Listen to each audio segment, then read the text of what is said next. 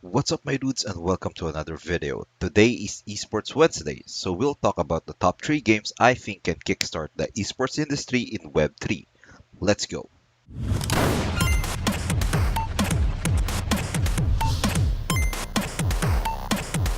Before we go any further, let's first talk about my criteria for why I think these games can kickstart the esports in Web 3.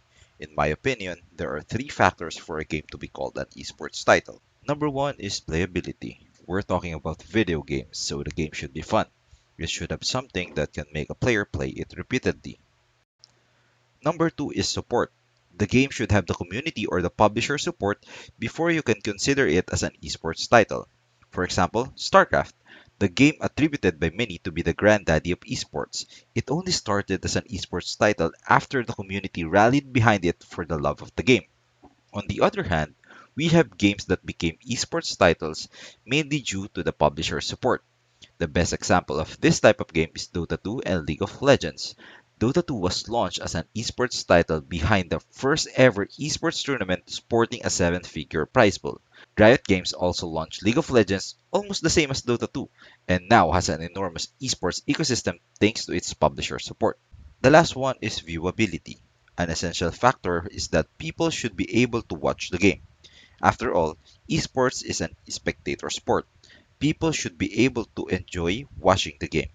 People might think that it's just a stream, but that's not true. There are a lot of intricacies that developers should consider to make a game compelling to the audience. Now that we've discussed my criteria, let's get on with the list. At the first stop, we have one of the OGs in the Web3 space, Axie Infinity.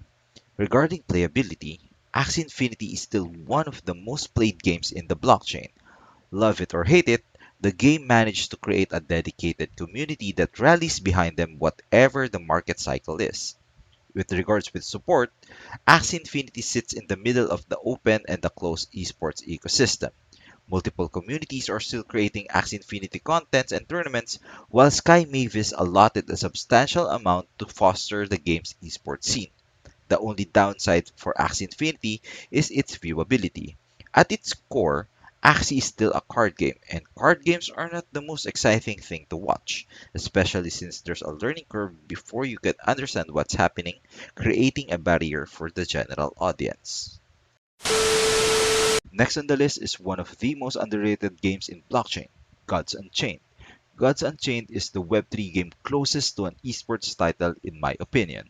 The game is similar to famous card games such as Hearthstone and Magic the Gathering. The game requires a player to grind so that they can strengthen their deck, and this system incentivizes players for their time and effort, hence many players come back for more. Gods Unchained shares the same pros and cons as Axie Infinity in terms of support and viewability.